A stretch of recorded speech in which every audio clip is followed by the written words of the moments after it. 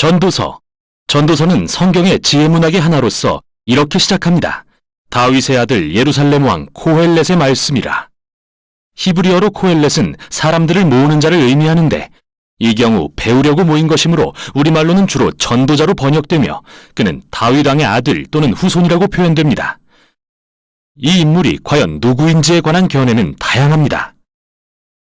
대부분 그가 솔로몬 왕이라고 생각하는 한편 어떤 이들은 다윗 혈통의 다른 왕일지도 모른다고 생각하고 어떤 사람들은 후대의 실존 인물로서 솔로몬의 페르소나를 빌려 이스라엘을 가르치는 자로 보기도 하는데요. 어떤 관점이 맞든 핵심은 전도자는 이 책의 등장인물이며 익명의 저자와는 다른 인물이라는 겁니다. 그래서 우리는 책 전반에 걸쳐 전도자의 목소리를 듣지만 실제로 첫 문장에서 우리에게 전도자를 소개하는 목소리는 저자 자신이고 그는 끝에 가서 전도자가 말했던 모든 것을 요약하고 평가하며 결론을 내립니다.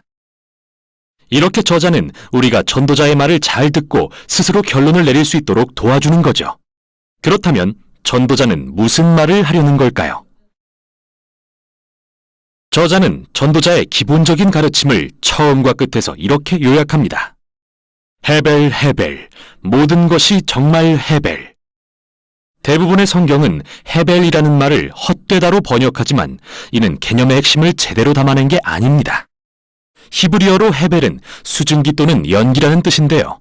전도자는 이 은유적 표현을 38회나 씀으로써 먼저 인생이 얼마나 연기처럼 일시적이고 찰나적이며 또한 인생이 얼마나 수수께끼 같고 역설적인지 묘사합니다.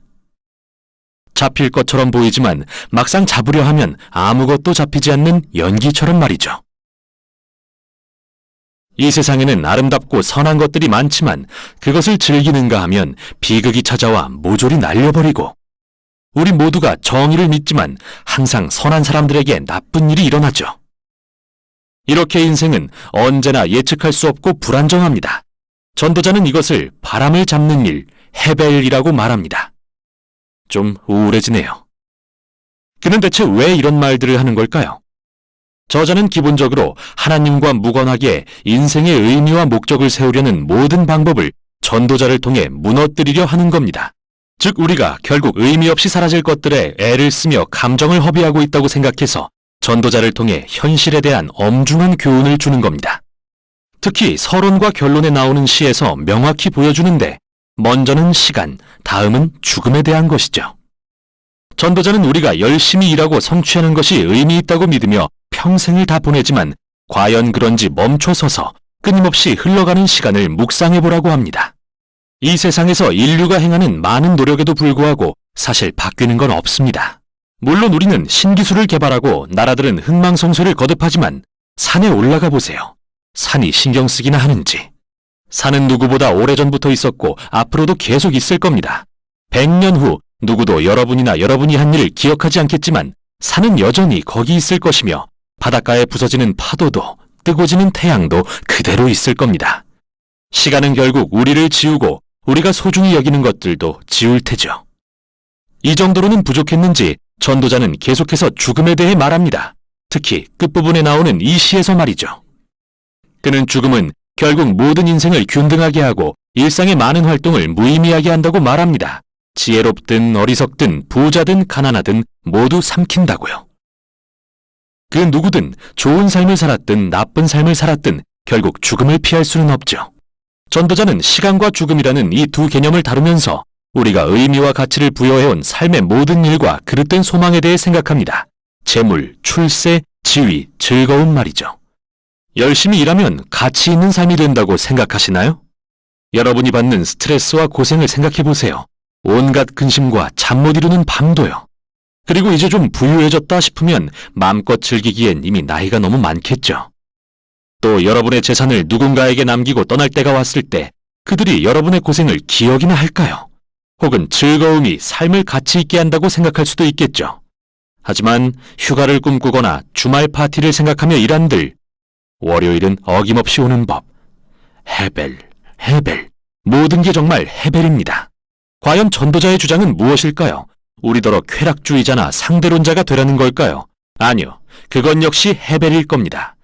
전도자는 지혜를 따라 여호와를 경외하며 살라는 잠언의 가르침을 인정하면서 그것만이 진정한 유익을 주고 우리 삶을 더 좋게 만들 것이라고 합니다. 그런데 문제는 지혜를 따라 여호와를 경외하며 산다 해도 항상 좋은 삶을 산다는 보장은 없기에 그 역시 헤벨이라는 겁니다. 선한 사람들이 비극적으로 죽기도 하고 나쁜 사람들이 오래 살며 성공하기도 하죠. 인생에는 너무 많은 예외가 있어서 지혜조차 헤벨입니다. 다시 말해 허무한 건 아니나 수수께끼 같죠. 지혜는 우리가 생각하는 방향으로 항상 움직이지 않으니까요. 그럼 이 헤벨 속에서 우리는 어떻게 살아야 할까요? 역설적으로 여기서 전도자는 해 아래 삶에서 참된 기쁨을 누리는 열쇠를 발견합니다. 그건 헤벨을 받아들이는 것, 우리 삶이 우리 손에 달렸지 않음을 인정하는 것이죠. 전도자는 그의 독백 중 6번의 가장 암울한 시점에 하나님의 선물은 단순하고 소박한 것을 기뻐하는 것이라고 말합니다.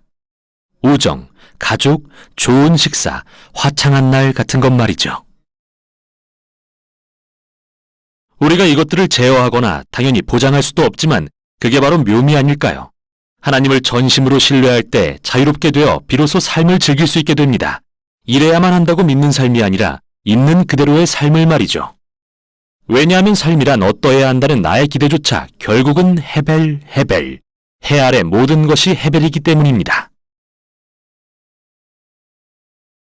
이제 전도자의 말이 끝을 맺으려 합니다. 끝에서 저자는 다시 목소리를 내어 책의 결론을 내리는데요. 전도자의 가르침을 듣는 것이 매우 중요하다고 하면서 그것을 목자가 쓰는 끝이 뾰족한 지팡이에 비유합니다. 여기에 찔리면 고통스러울 수 있지만 전도자가 우리를 찌르는 이유는 바른 방향, 더 큰 지혜를 향해 가도록 인도하려는 것이라고 설명합니다. 저자는 또 우리가 전도자의 말을 지나치게 받아들이면 평생을 책에 파묻혀 답없는 실존적 문제에 답하려 애쓸지도 모르니 그렇게 되지 말라고 경고합니다. 대신 저자는 이렇게 결론을 맺죠. 하나님을 경외하고 그의 계명을 지켜라. 이것이 모든 사람의 본분이니라. 하나님은 모든 행위와 모든 은밀한 일을 선악간에 심판하시리라. 이렇게 저자는 전도자를 통해 우리의 그릇된 소망을 지적하고 시간과 죽음 때문에 인생이 전혀 우리 손에 달릴 수 없음을 상기시킵니다. 그러나 삶의 참된 의미는 하나님께서 심판날에 이 모든 해배를 없애고 이 땅에 참 정의를 실현하실 것을 소망할 때 주어집니다. 그 소망이 우리를 하나님 앞에 정직하고 온전하게 살도록 도와줄 것입니다. 비록 삶은 여전히 수수께끼로 가득하지만 말이죠. 바로 이것이 전도서가 전하는 지혜입니다.